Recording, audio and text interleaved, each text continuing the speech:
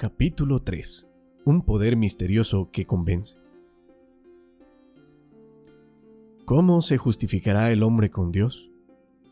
¿Cómo se hará justo el pecador? Solo por intermedio de Cristo podemos ser puestos en armonía con Dios y con la santidad. Pero, ¿cómo debemos ir a Cristo? Muchos formulan hoy la misma pregunta que hizo la multitud el día de Pentecostés, cuando convencida de pecado exclamó: ¿qué haremos? La primera palabra de la contestación del apóstol Pedro fue: arrepentíos. Poco después, en otra ocasión dijo: arrepentíos pues y volveos a Dios, para que sean borrados vuestros pecados. El arrepentimiento comprende tristeza por el pecado y abandono del mismo. No renunciamos al pecado a menos que veamos su pecaminosidad. Mientras no lo repudiemos de corazón, no habrá cambio real en nuestra vida. Muchos no entienden la naturaleza verdadera del arrepentimiento. Muchas personas se entristecen por haber pecado y aún se reforman exteriormente porque temen que su mala vida les acarree sufrimientos. Pero esto no es arrepentimiento en el sentido bíblico. Lamentan el dolor más bien que el pecado. Tal fue el pesar de Esaú cuando vio que había perdido su primogenitura para siempre. Balaam, aterrorizado por el ángel que estaba en su camino con la espada desenvainada, reconoció su culpa porque temía perder la vida, mas no experimentó un sincero arrepentimiento del pecado. No cambió de propósito ni aborreció el mal. Judas Iscariote, después de traicionar a su Señor, exclamó: «He pecado, entregando la sangre inocente». Esta confesión fue arrancada a su alma culpable por un tremendo sentimiento de condenación y una pavorosa expectación de juicio. Las consecuencias que habría de cosechar le llenaban de terror, pero no experimentó profundo quebrantamiento de corazón ni dolor en su alma por haber traicionado al Hijo Inmaculado de Dios y negado al Santo de Israel. Cuando el faraón de Egipto sufría bajo los juicios de Dios, reconocía su pecado a fin de escapar al castigo, pero volvía a desafiar al cielo tan pronto como cesaban las plagas. Todos los mencionados lamentaban los resultados del pecado, pero no experimentaban pesar por el pecado mismo. Pero cuando el corazón cede a la influencia del Espíritu de Dios, la conciencia se vivifica y el pecador discierne algo de la profundidad y santidad de la sagrada ley de Dios, fundamento de su gobierno en los cielos y en la tierra. La luz verdadera que alumbra a todo hombre que viene a este mundo ilumina las cámaras secretas del alma y quedan reveladas las cosas ocultas. La convicción se posesiona de la mente y del corazón. El pecador reconoce entonces la justicia de Jehová y siente terror de aparecer en su iniquidad e impureza delante del que escudriña los corazones. Ve el amor de Dios, la belleza de la santidad y el gozo de la pureza. Ansía ser purificado y restituido a la comunión del cielo. La oración de David después de su caída ilustra la naturaleza del verdadero dolor por el pecado. Su arrepentimiento fue sincero y profundo. No se esforzó él por atenuar su culpa, y su oración no fue inspirada por el deseo de escapar al juicio que le amenazaba. David veía la enormidad de su transgresión y la contaminación de su alma. Aborrecía su pecado. No solo pidió perdón, sino también que su corazón fuese purificado. Anhelaba el gozo de la santidad y ser restituido a la armonía y comunión con Dios. Este era el lenguaje de su alma. Bienaventurado aquel cuya transgresión ha sido perdonada y cubierto su pecado. Bienaventurado el hombre a quien Jehová no atribuye la iniquidad y en cuyo espíritu no hay engaño. Apiádate de mí, oh Dios, conforme a tu misericordia. Conforme a la muchedumbre de tus piedades, borra mis transgresiones. Porque yo reconozco mis transgresiones, y mi pecado está siempre delante de mí. Purifícame con hisopo y seré limpio. Lávame, y quedaré más blanco que la nieve.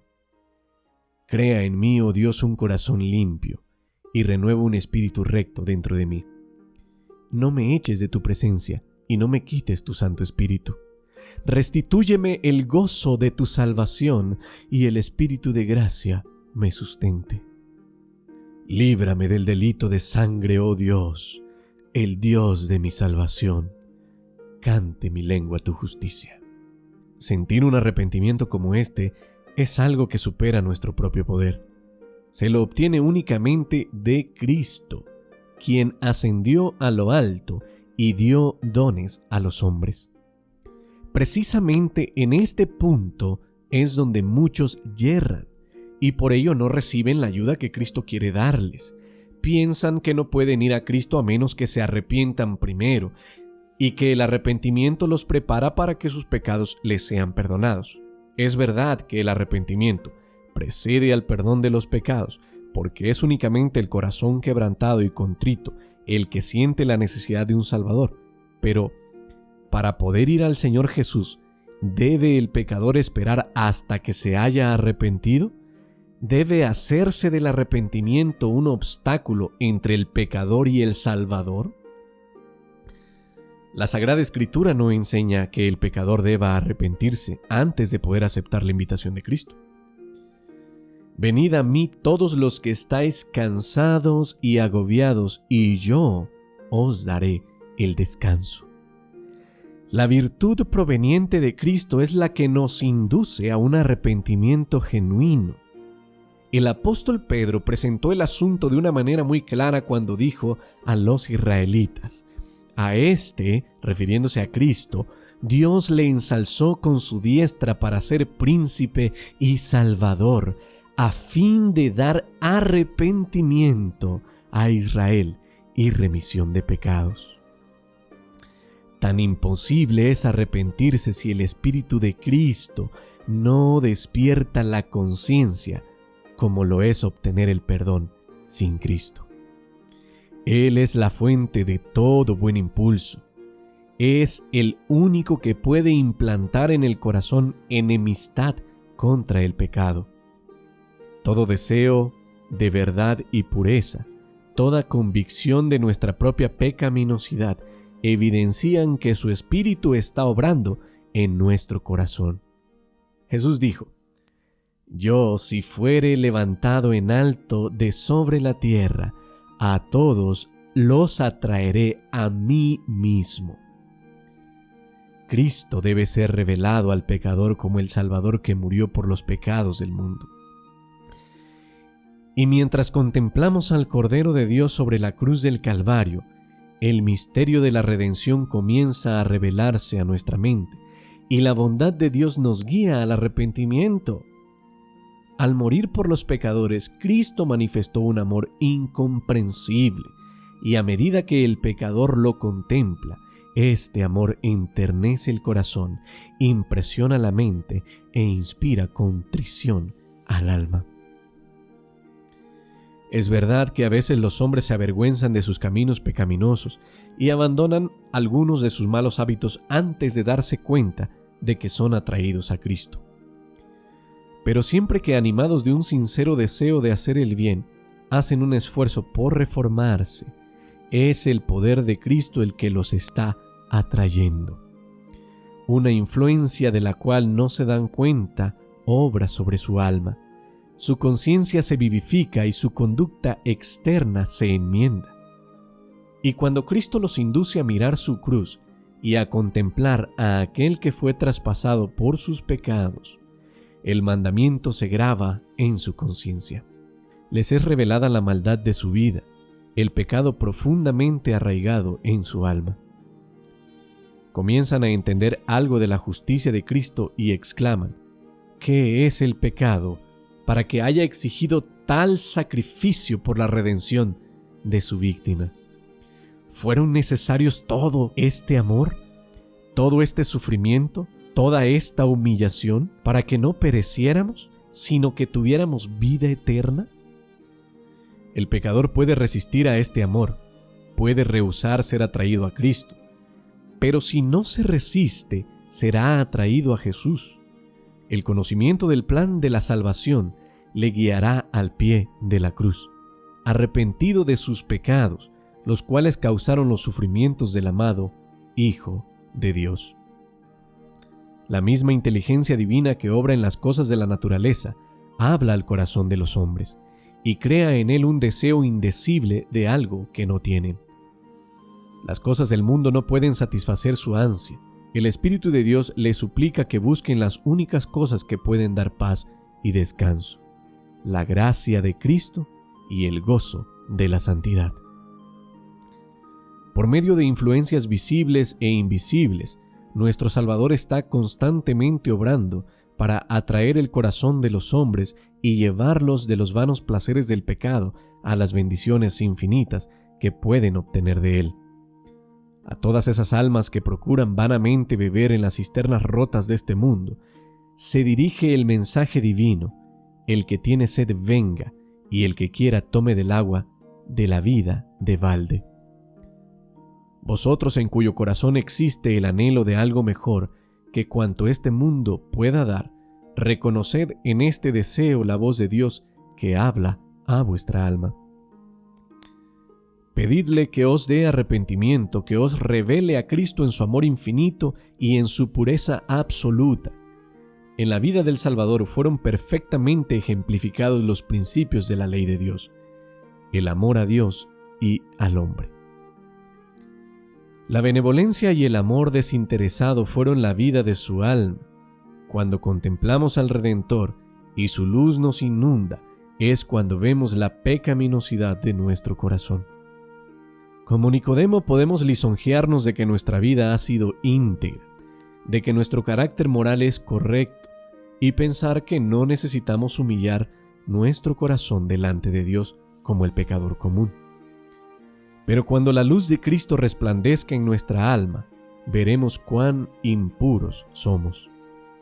Discerniremos el egoísmo de nuestros motivos y la enemistad contra Dios que han manchado todos los actos de nuestra vida.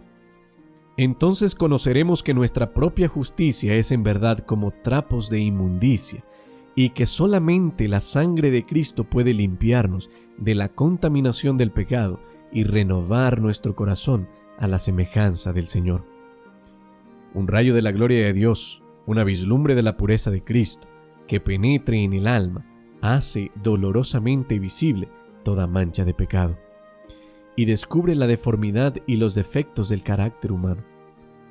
Hace patentes los deseos profanos, la incredulidad del corazón, la impureza de los labios, los actos de deslealtad por los cuales el pecador anula la ley de Dios, quedan expuestos a su vista, y su espíritu se aflige y se oprime bajo la influencia escrutadora del Espíritu de Dios. En presencia del carácter puro y sin mancha de Cristo, el transgresor se aborrece a sí mismo. Cuando el profeta Daniel contempló la gloria que rodeaba al mensajero celestial que se le había enviado, se sintió abrumado por su propia debilidad e imperfección. Describiendo el efecto de la maravillosa escena, relató: «No quedó en mí esfuerzo, y mi lozanía se demudó en palidez de muerte, y no retuve fuerza alguna». El alma así conmovida odiará su egoísmo y amor propio, y mediante la justicia de Cristo buscará la pureza de corazón que armoniza con la ley de Dios y con el carácter de Cristo. El apóstol Pablo dice que en cuanto a justicia que haya en la ley, es decir, en lo referente a las obras externas, era irreprensible, pero cuando discernió el carácter espiritual de la ley, se reconoció pecador. Juzgado por la letra de la ley como los hombres la aplican a la vida externa, él se había abstenido de pecar. Pero cuando miró en la profundidad de los santos preceptos y se vio como Dios le veía, se humilló profundamente y confesó así su culpabilidad. Y yo aparte de la ley vivía en un tiempo, mas cuando vino el mandamiento revivió el pecado y yo morí. Cuando vio la naturaleza espiritual de la ley, se le mostró el pecado en todo su horror y su estimación propia se desvaneció. No todos los pecados son de igual magnitud delante de Dios. Hay diferencia de pecados a su juicio, como la hay a juicio de los hombres. Sin embargo, aunque este o aquel acto malo puedan parecer trivial a los ojos de los hombres, ningún pecado es pequeño a la vista de Dios. El juicio de los hombres es parcial e imperfecto, mas Dios ve todas las cosas como son realmente. Al borracho se le desprecia y se le dice que su pecado le excluirá del cielo, mientras que demasiado a menudo el orgullo, el egoísmo y la codicia no son reprendidos. Sin embargo, son pecados que ofenden en forma especial a Dios, porque contrarían la benevolencia de su carácter. Ese amor abnegado que es la misma atmósfera del universo que no ha caído. El que comete alguno de los pecados más groseros puede avergonzarse y sentir su pobreza y necesidad de la gracia de Cristo. Pero el orgulloso no siente necesidad alguna y así cierra su corazón a Cristo y se priva de las infinitas bendiciones que Él vino a derramar. El pobre publicano que oraba diciendo: Dios, ten misericordia de mí, pecador, se consideraba como un hombre muy malvado, y así le veían los demás. Pero él sentía su necesidad y con su carga de pecado y vergüenza se presentó ante Dios e imploró su misericordia. Su corazón estaba abierto para que el Espíritu de Dios hiciese en él su obra de gracia y le libertase del poder del pecado. La oración jactanciosa y presuntuosa del fariseo demostró que su corazón estaba cerrado a la influencia del Espíritu Santo. Por estar lejos de Dios, no tenía idea de su propia corrupción, que contrastaba con la perfección de la santidad divina. No sentía necesidad alguna y nada recibió. Si percibís vuestra condición pecaminosa, no aguardéis hasta haceros mejores a vosotros mismos. ¿Cuántos hay que piensan que no son bastante buenos para ir a Cristo? ¿Esperáis haceros mejores por vuestros propios esfuerzos? ¿Mudará el negro su pellejo y el leopardo sus manchas? Así también podréis vosotros hacer el bien, estando habituados a hacer el mal. Únicamente en Dios hay ayuda para nosotros. No debemos permanecer en espera de persuasiones más fuertes, de mejores oportunidades o de tener un carácter más santo. Nada podemos hacer por nosotros mismos. Debemos ir a Cristo tales como somos. Pero nadie se engañe a sí mismo pensando que Dios en su grande amor y misericordia salvará aún a los que rechazan su gracia. La excesiva corrupción del pecado puede medirse tan solo a la luz de la cruz. Cuando los hombres insisten en que Dios es demasiado bueno para desechar al pecador, miren al Calvario. Si Cristo cargó con la culpa del desobediente y sufrió en lugar del pecador, fue porque no había otra manera en que el hombre pudiera salvarse. Porque sin ese sacrificio era imposible que la familia humana escapase del poder contaminador del pecado y fuese restituida a la comunión con seres santos. Era imposible que volviese a participar de la vida espiritual. El amor, los sufrimientos y la muerte del Hijo de Dios, todo atestigua la terrible enormidad del pecado y prueba que no hay modo de escapar de su poder ni esperanza de una vida superior, sino mediante la sumisión del alma a Cristo. Algunas veces los impenitentes se excusan diciendo de los que profesan ser cristianos: soy tan bueno como ellos. No son más abnegados, sobrios ni circunspectos en su conducta que yo. Les gustan los placeres y la complacencia propia tanto como a mí. Así hacen de las faltas ajenas una excusa para descuidar su deber. Pero los pecados y las faltas de otros no disculpan a nadie, porque el Señor no nos ha dado un modelo humano sujeto a errar. El Inmaculado Hijo de Dios es quien nos ha sido dado como ejemplo, y los que se quejan de la mala conducta de quienes profesan ser creyentes deberían presentar una vida mejor y ejemplos más nobles. Si tienen un concepto tan alto de lo que un cristiano debe ser, ¿no es su pecado tanto mayor? Saben lo que es correcto y sin embargo rehúsan a hacerlo. Tened cuidado con las dilaciones. No posterguéis la obra de abandonar vuestros pecados y buscar la pureza del corazón por medio del Señor Jesús. En esto es donde miles y miles han errado a costa de su perdición eterna. No insistiré aquí en la brevedad e incertidumbre de la vida, pero se corre un terrible peligro que no se comprende lo suficiente. Cuando se posterga el acto de ceder a la voz suplicante del Espíritu de Dios y se prefiere vivir con el pecado, porque tal demora consiste realmente en esto. No se puede continuar en el pecado por pequeño que se lo considere, sin correr el riesgo de una pérdida infinita. Lo que no venzamos nos vencerá a nosotros y nos destruirá. Adán y Eva se convencieron de que de un acto tan mínimo como el de comer la fruta prohibida no podrían resultar consecuencias tan terribles como las que Dios había anunciado. Pero ese acto pequeño era una transgresión de la ley santa e inmutable de Dios, y separó de éste al hombre y abrió las compuertas por las cuales se volcaron sobre nuestro mundo la muerte y desgracias innumerables. Y como consecuencia de la desobediencia del hombre, siglo tras siglo ha subido de nuestra tierra un continuo lamento de aflicción, y aún la creación gime bajo la carga terrible del dolor. El cielo mismo ha sentido los efectos de la rebelión del hombre contra Dios. El Calvario se destaca como un recuerdo del sacrificio asombroso que se requirió para expiar la transgresión de la ley divina. No consideremos pues el pecado como una cosa trivial. Toda transgresión, todo descuido o rechazamiento de la gracia de Cristo obra indirectamente sobre nosotros, endurece el corazón, deprava la voluntad, entorpece el entendimiento y no solo os vuelve menos inclinados a ceder, sino también menos capaces de oír las tiernas súplicas del Espíritu de Dios. Muchos están apaciguando su conciencia inquieta con el pensamiento de que pueden cambiar su mala conducta cuando quieran, de que pueden tratar con ligereza las invitaciones de la misericordia y, sin embargo, seguir sintiendo las impresiones de ella. Piensan que después de menospreciar al Espíritu de gracia, después de echar su influencia del lado de Satanás, en un momento de extrema necesidad pueden cambiar su modo de proceder. Pero esto no se logra tan fácilmente. La experiencia y la educación de una vida entera han amoldado de tal manera el carácter que pocos desean después recibir la imagen de Jesús. Un solo rasgo malo en el carácter, un solo deseo pecaminoso persistentemente albergado, neutraliza con el tiempo todo el poder del Evangelio.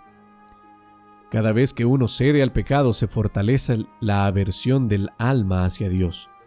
El hombre que manifiesta un descreído atrevimiento o una estólida indiferencia hacia la verdad no está sino cegando la cosecha de su propia siembra. En toda la Escritura no hay amonestación más terrible contra el hábito de jugar con el mal que estas palabras del sabio: prenderán al impío sus propias iniquidades. Cristo está listo para libertarnos del pecado, pero no fuerza la voluntad, y si ésta, por la persistencia en la transgresión, se inclina por completo al mal, y no deseamos ser libres ni queremos aceptar la gracia de Cristo, ¿qué más puede Él hacer? Al rechazar deliberadamente su amor, hemos labrado nuestra propia destrucción. He aquí ahora es el tiempo acepto, he aquí ahora es el día de salvación. Hoy, si oyereis su voz, no endurezcáis vuestros corazones.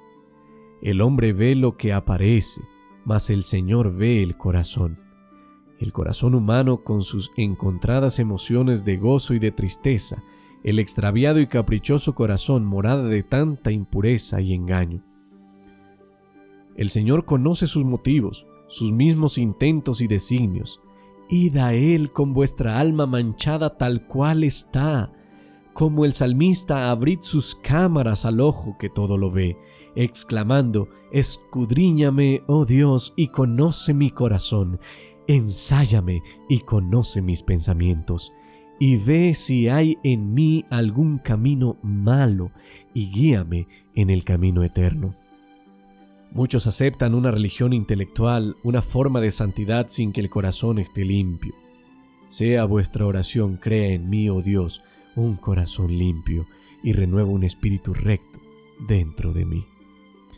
Sed leales con vuestra propia alma. Sed tan diligentes, tan persistentes, como lo seríais si vuestra vida mortal estuviese en peligro.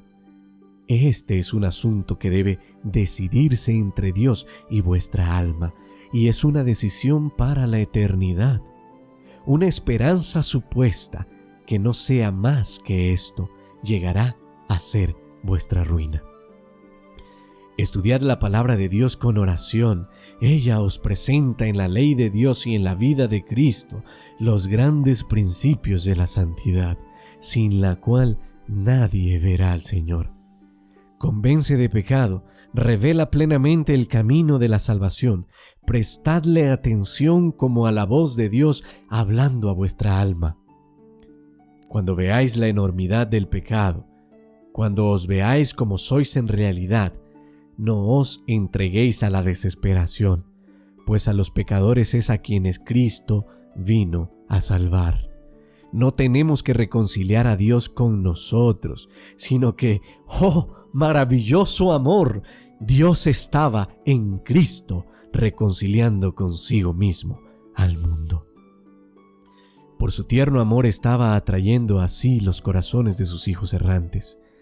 Ningún padre según la carne podría ser tan paciente con las faltas y los yerros de sus hijos, como lo es Dios con aquellos a quienes trata de salvar. Nadie podría argüir más tiernamente con el pecador. Jamás enunciaron los labios humanos invitaciones más tiernas que las dirigidas por él al extraviado. Todas sus promesas, sus amonestaciones, no son sino la expresión de su amor inefable. Cuando Satanás acude a decirte que eres un gran pecador, alza los ojos a tu Redentor y habla de sus méritos. Lo que te ayudará será mirar su luz.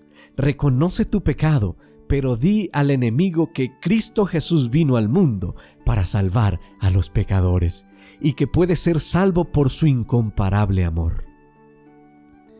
El Señor Jesús hizo una pregunta a Simón con respecto a dos deudores. El primero debía a su Señor una suma pequeña y el otro una muy grande. Pero Él perdonó ambos y Cristo preguntó a Simón, ¿cuál deudor amaría más a su Señor? Simón contestó, aquel a quien más perdonó. Hemos sido grandes deudores, pero Cristo murió para que fuésemos perdonados. Los méritos de su sacrificio son suficientes para presentarlos al Padre en nuestro favor. Aquellos a quienes ha perdonado más, le amarán más y estarán más cerca de su trono para alabarle por su grande amor y su sacrificio infinito. Cuanto más plenamente comprendemos el amor de Dios, mejor nos percatamos de la pecaminosidad del pecado. Cuando vemos cuán larga es la cadena que se nos arrojó para rescatarnos, cuando entendemos algo del sacrificio infinito que Cristo hizo en nuestro favor, nuestro corazón se derrite de ternura y contrición.